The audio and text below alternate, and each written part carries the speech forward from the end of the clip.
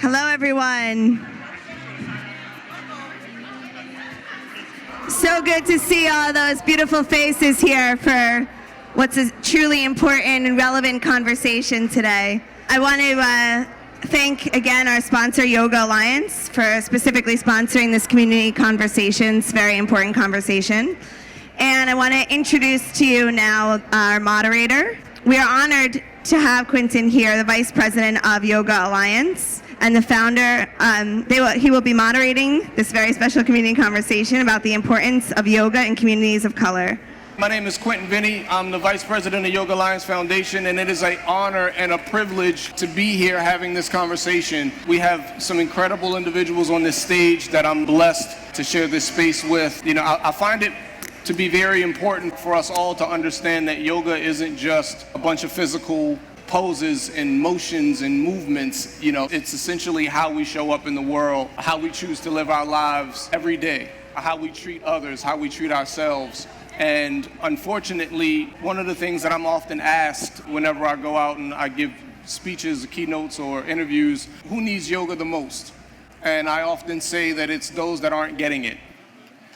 So this conversation, my plan is for it to be less of we talk, you listen, and more of an actual community conversation. I want engagement from everyone, not just everyone on this stage. I find it important to find a level of relatability in this practice, right? We all come to yoga and have found yoga for a multitude of reasons. I want to start off by essentially sharing my yoga story and what got me to yoga. And as my panelists, my incredible panelists, take the opportunity to share who they are and what they do, they will also share their experiences and what brought them to yoga. And then we want to open up an opportunity for dialogue and conversation. Does that sound good? Yes. Awesome. So I'm not from New York. I love New York. I'm not from here. I was born and raised in Baltimore. Anybody that's ever been to Baltimore, show of hands? Okay, awesome, excellent. When I was growing up, Baltimore was known as the heroin capital of America, and unfortunately, it's still one of the most dangerous cities in this country. And my father was a heroin addict, so I was raised by a single mom. I went to schools that were dominated by people who did not look like me. So in addition to experiencing extreme levels of poverty and growing up in a community full of dilapidation and under-resourced, schools and businesses and communities, I experienced a lot of racism. I experienced a lot of racial divide, a lot of prejudice, a lot of just overall injustices. And when I was 14, I was diagnosed with anxiety and depression and was told that I'd need to be on medication for the rest of my life if I wanted to live some level of normalcy. Fortunately, at that time, my mom rejected that idea, so I went the next 16 years of my life, essentially trying to figure it out. But when I was 26, I had 2 kids already. I was running a personal training business in Baltimore County, and I was diagnosed with severe generalized anxiety disorder, panic disorder, and mild to severe major depressive disorder. I spent 2 years addicted to prescription medication. I attempted suicide twice, and I survived an accidental overdose before I realized that my life had some kind of value, and I figured that out through the practice of yoga.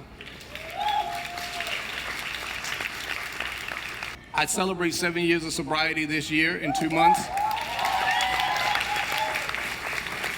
Thank you.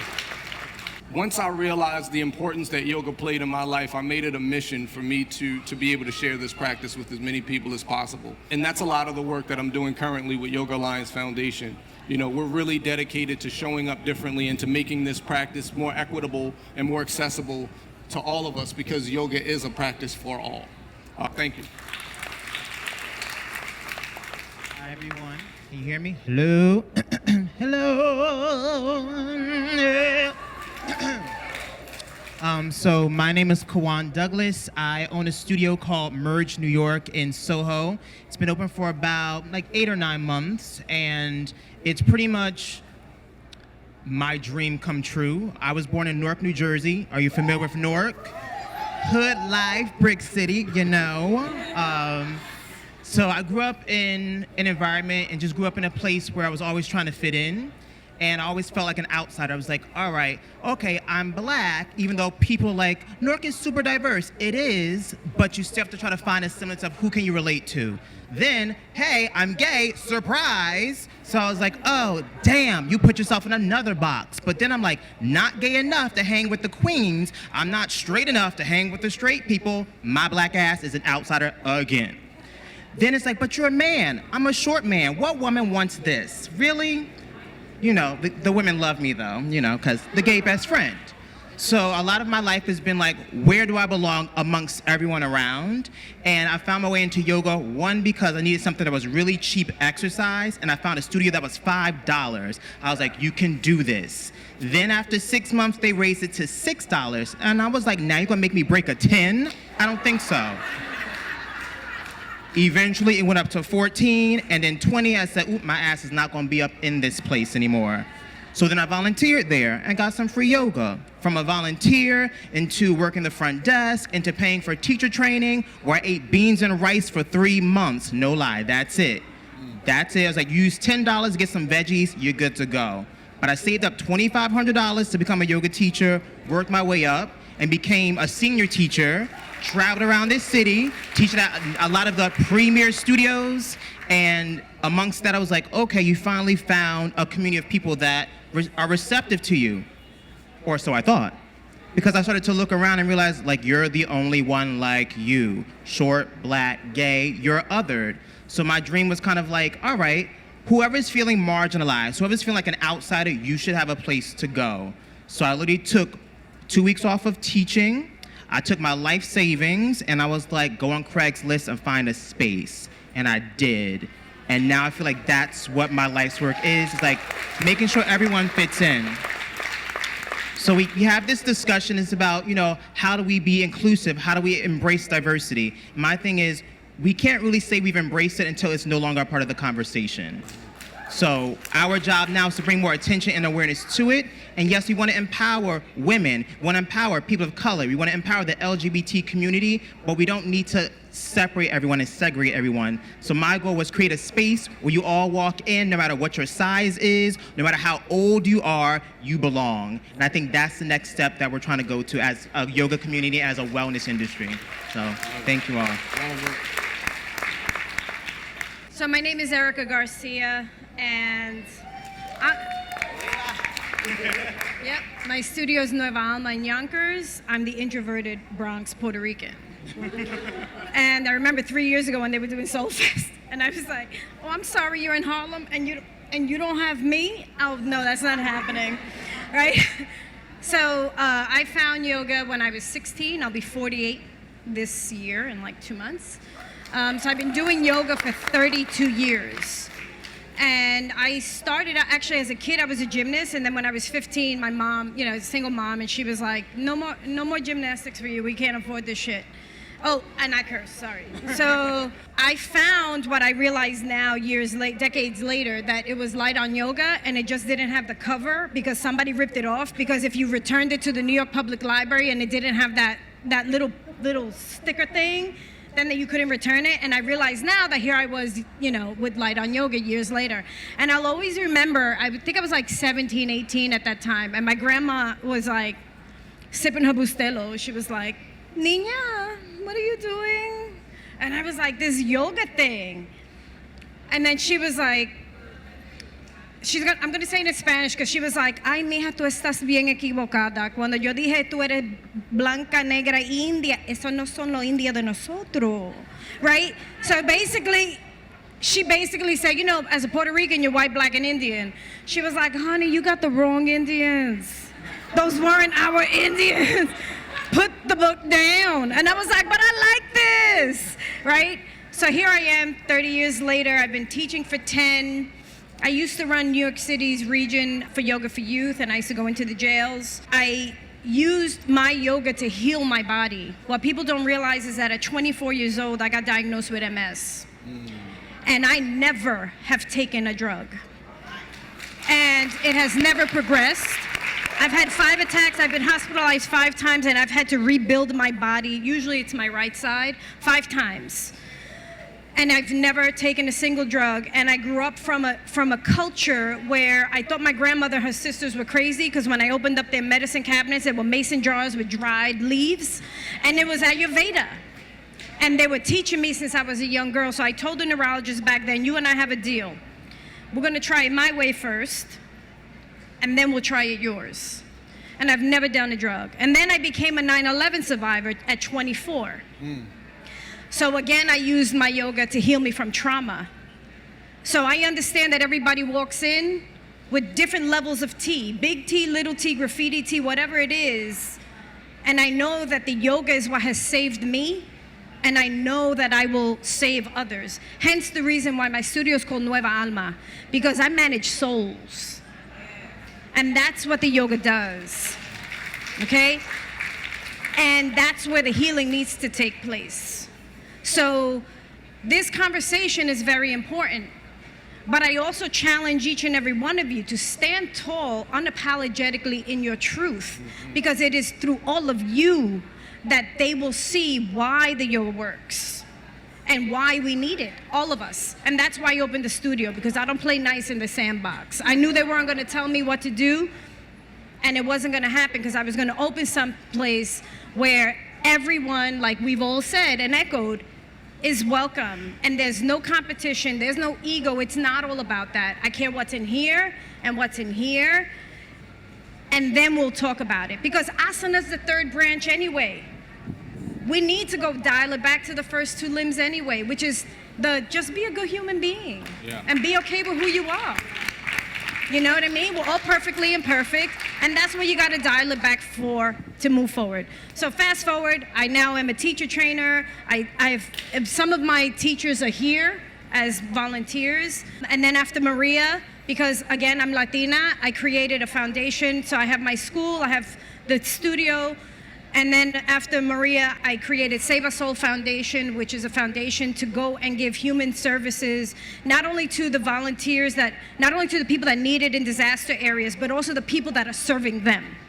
So we took our first pilgrimage trip last June, and I look forward to doing more work, and then taking the excess and doing exactly what Lara's done, do some local stuff, but also take it outside, because again, we just need to touch other souls. And that's it. Oh, and I work a full-time job doing all of it. So if you have dreams, there's enough hours in the day when you're stepping true in your Dharma and in your faith, God will open the doors, and he will create more hours in the day. Because the shit that I get done in 24 hours, you have no idea.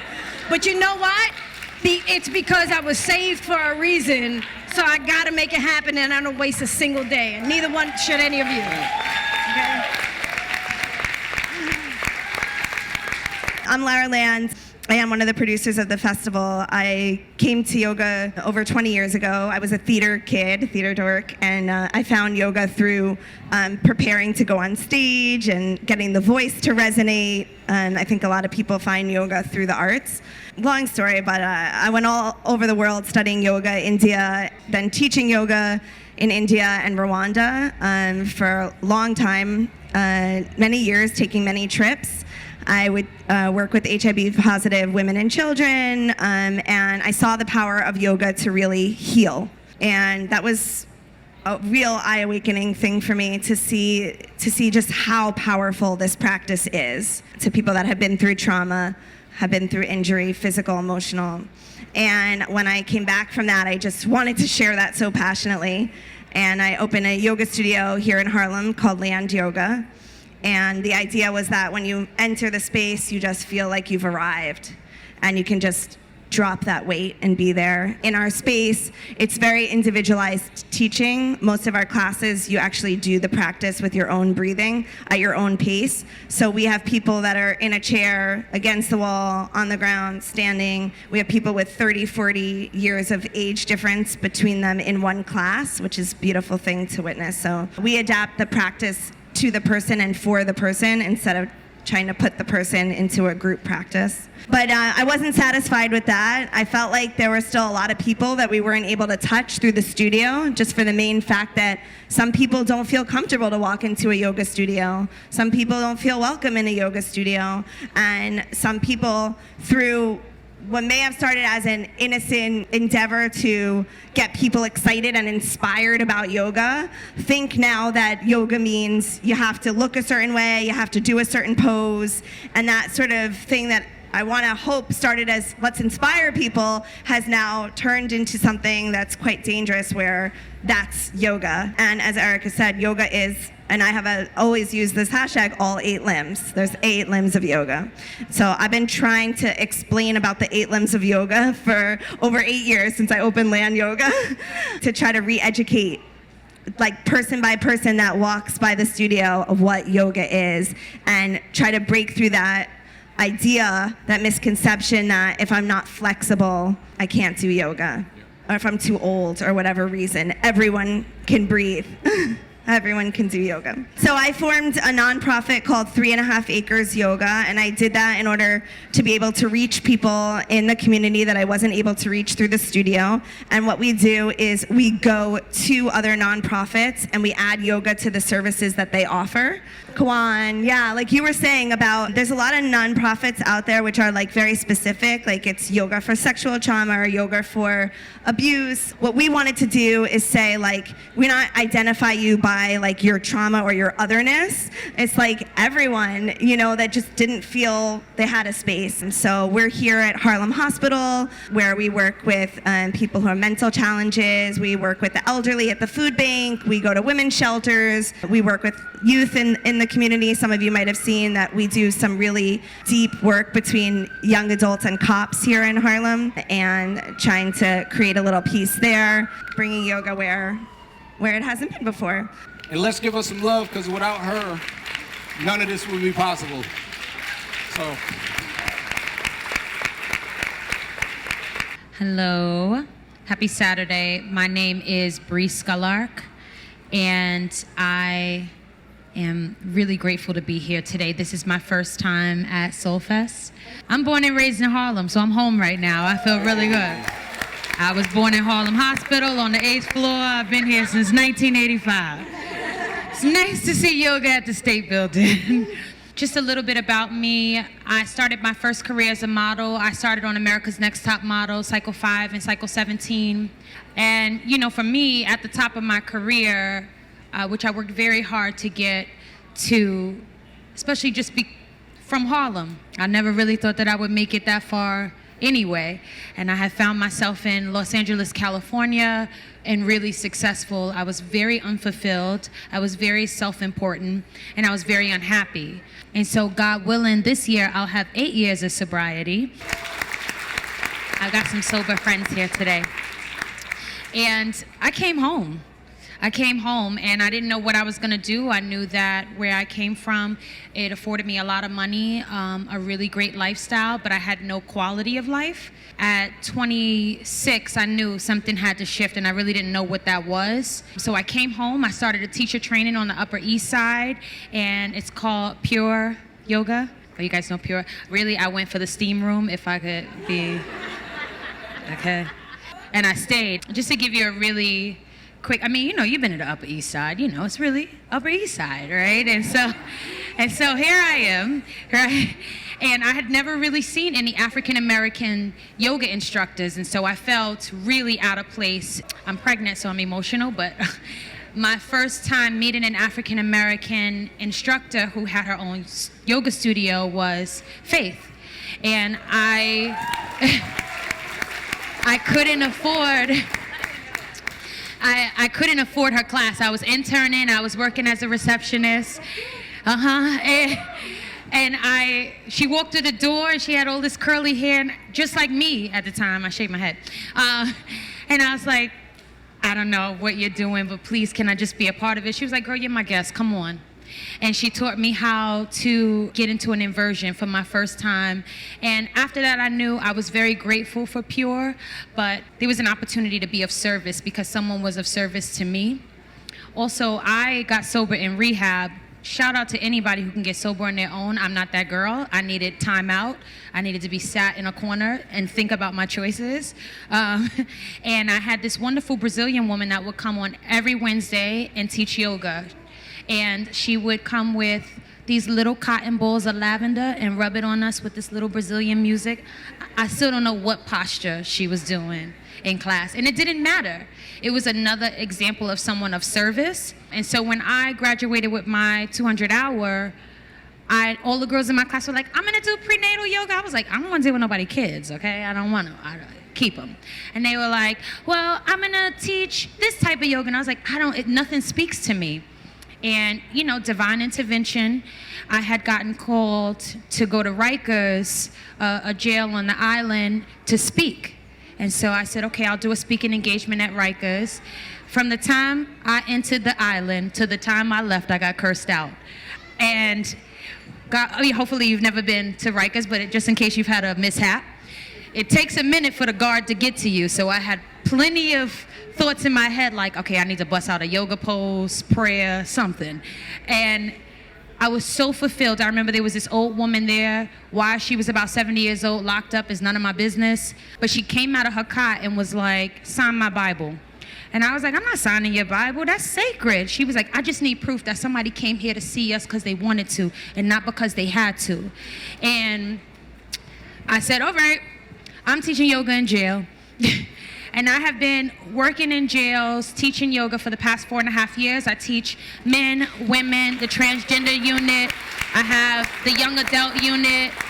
I've taught COs. I've taught, 3 years ago I had the rape unit and pedophile unit. And if you think you can't do something, yoga will always show you that you can. The childlike behavior of a rapist and a pedophile, first of all, was very triggering for me. And it was also the most healing thing I've ever done in my entire life. Anybody who's ever been a substance abuser knows that it's much bigger than our addiction. And sexual abuse is a very large part of my story. And so to teach people who violated me, and many of them on the mat, was the most incredible experience of my life. And so this practice for me is about service. It is not about anything else except service. Right now, I teach a social emotional wellness program in underserved communities to middle school students. People ask me, why you work with middle school? I'm like, I must hate myself because these kids really hate me, Jesus Christ. But, if you ever had a kid in the hood, it takes a little trust. I have a program called Urban Peace Squad. I go to Project House, I go to Lincoln, I go to Grand over there, and we just bust out yoga poses in the middle of projects, and people laugh, but the laughter gets the conversation started. And once I got you talking, I got you hooked. So, we do what we can, and I'm just grateful to be here, so thank you.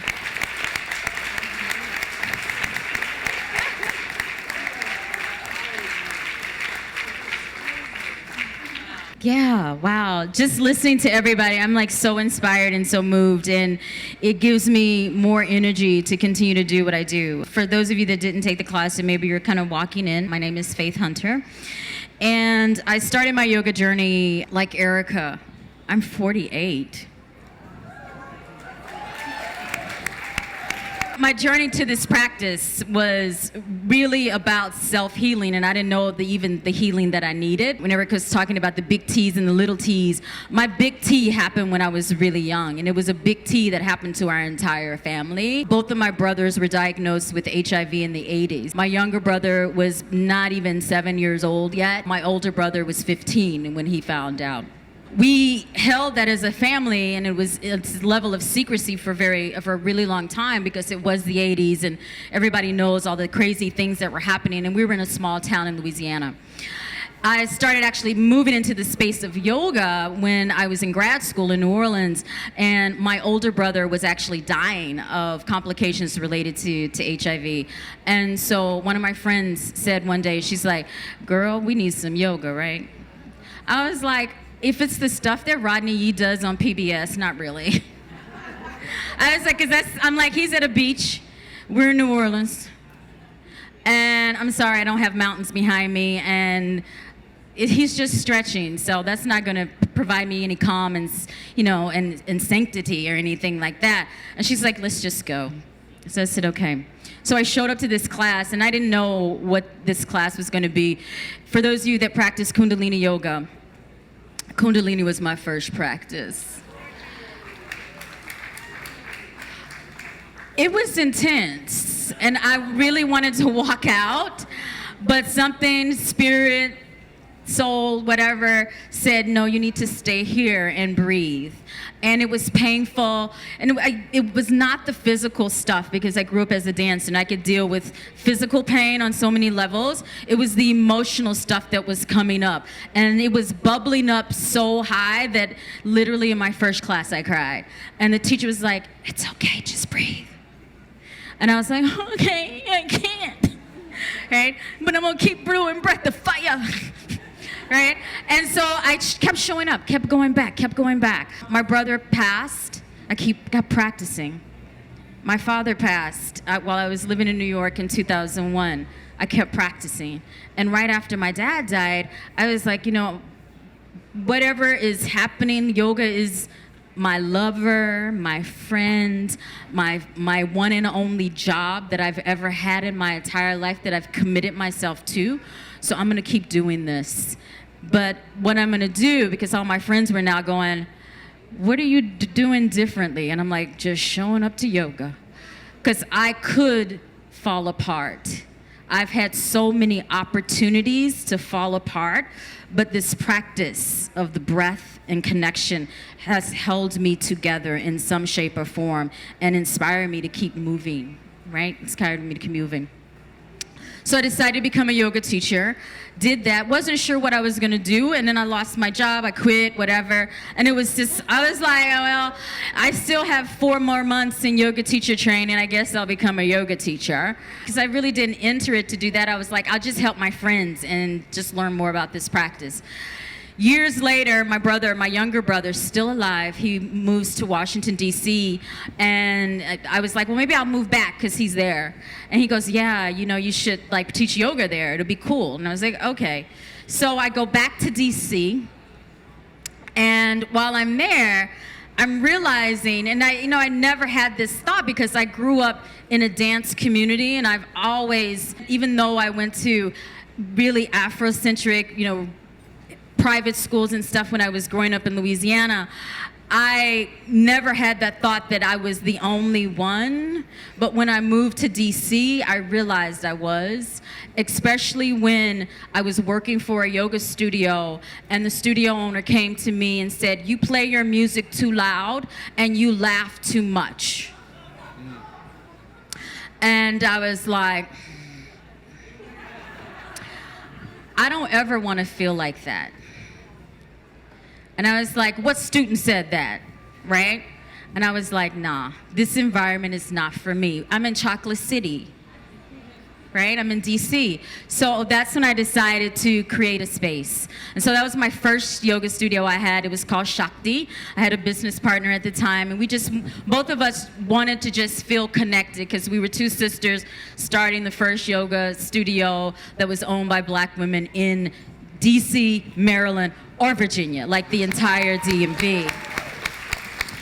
And so life went on, and a couple of years after opening the studio, I was lucky enough to be on the cover of Yoga Journal, which I'm so grateful for because it really opened doors and opened my eyes to all of the need. Because there were other women like me that weren't being served. There were other men and women of color, people in communities that were underserved that needed this practice, needed to feel welcome and connected. And so when my business partner and I split, I decided that I was going to actually open a studio in the heart of DC in a multicultural neighborhood so that we can reach as many people as we possibly can. And like all of the presenters that have studios have been saying, it's about feeling welcome so people can land, people can show up, people can breathe, people can feel comfortable no matter who they are, what they look like. And right now we have Embrace Yoga DC. We've been around for 9 years in the heart of DC. It has been hard because everyone wants to push us out. I've been blessed with a landlord that doesn't care about the space. That's a blessing because he's not charging me the rent that is typically in DC because he still thinks it's 1970. So I'm like, okay, God, I will accept that blessing because obviously I need to keep doing what I do. Thank you. So the other thing that's really crucial and important is like, it's not just about my yoga studio. Our family, my family, both myself and my brother and my mom have been really, really committed to providing other people of service, being of service to other people. And so since my older brother's passing, we created a foundation. We don't really talk about it a lot because it's really about providing healers, regardless if they are physicians going to medical school, if they are teachers serving and they want to educate, because those are healers in our community. It's about creating scholarship opportunities for yoga teachers or Reiki healers. We've created scholarships for people to be of service to their community in some possible way. And we've been doing it really undercover for years. And so I told my younger brother about 2 years ago, I said, we have to let people know what we do because we're doing it for my older brother's passion because he was a doctor. And he stopped taking meds and he died because he wanted to serve and he wanted to deliver babies in East LA. Right? Because he knew that women of color needed him more than anyone because when they're in that state, somebody that loved them needed to be present and care for them. And so our foundation is the Michael Hunter Foundation, and it's about providing healers with opportunities so that they can show up and serve regardless of their economic status, the way that they look, and wherever they are around the world.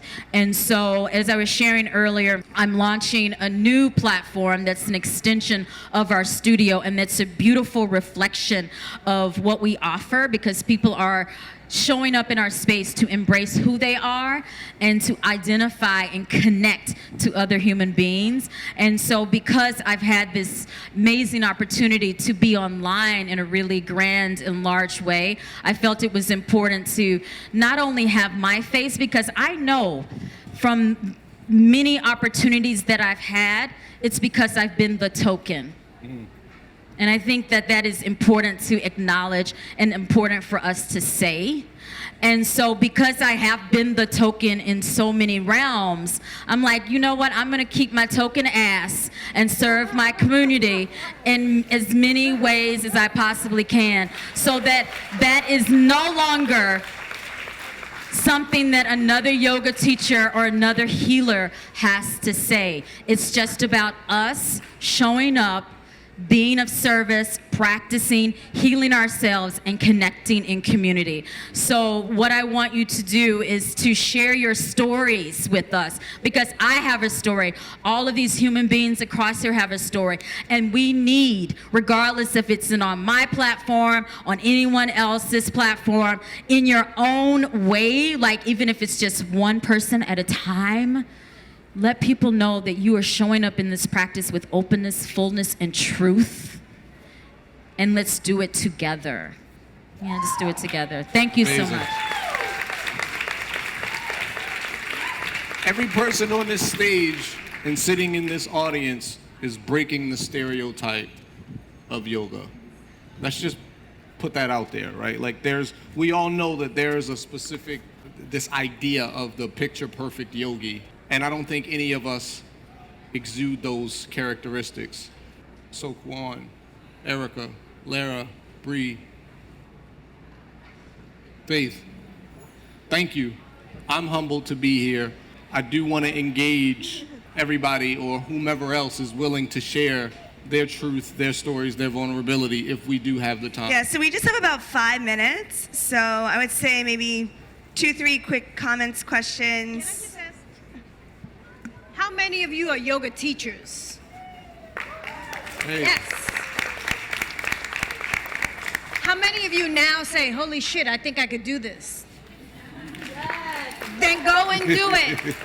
Go and do it. Find a teacher, find a training that will embrace you, that you connect with. There are many ways to do it. I have people that volunteer for me for a year to pay for their tuition. There's ways around it. Do not allow yourself to be dim.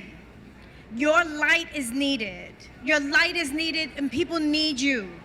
Each and every one of you. And then I think now you said you were going to let some of us hear your stories. Absolutely. Because It's needed. It's necessary. Real quick. Hi, I'm Robin Downs. I'm a certified yoga instructor.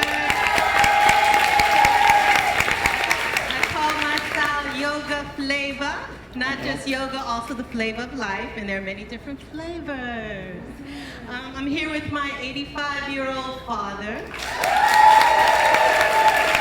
And he's on today. He participated in the session. So I tell all of you to go check on your mama, your auntie, your uncle, whatever, and pull them out and have them do some yoga. Even if it's just sitting in their chair and moving and stretching and breathing, because yoga is for everybody and there's all different flavors.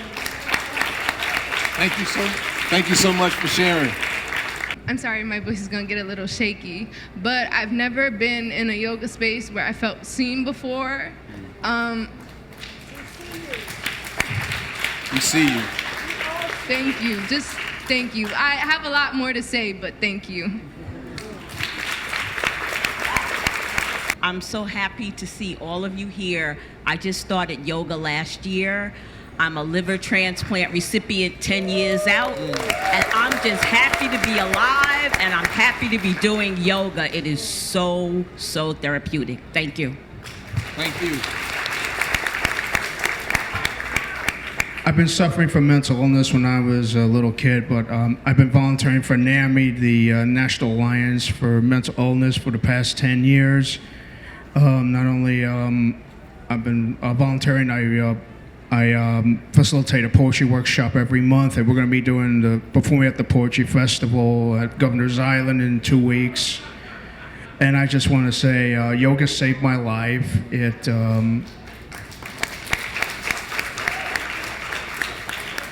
It gave me hope. It gave me the comfort that I need to help me get better, so I could. This is the only way that to give me the cope that I need, you know. And I've been coming here to the Soulfest since the very first one I did 2 years ago, and I'm definitely coming back next year. Thank you so much for sharing. Thank you so much on behalf of Soulfest, Yoga Alliance Foundation, and everybody here, Harlem, New York. Thank you. Grateful, appreciative.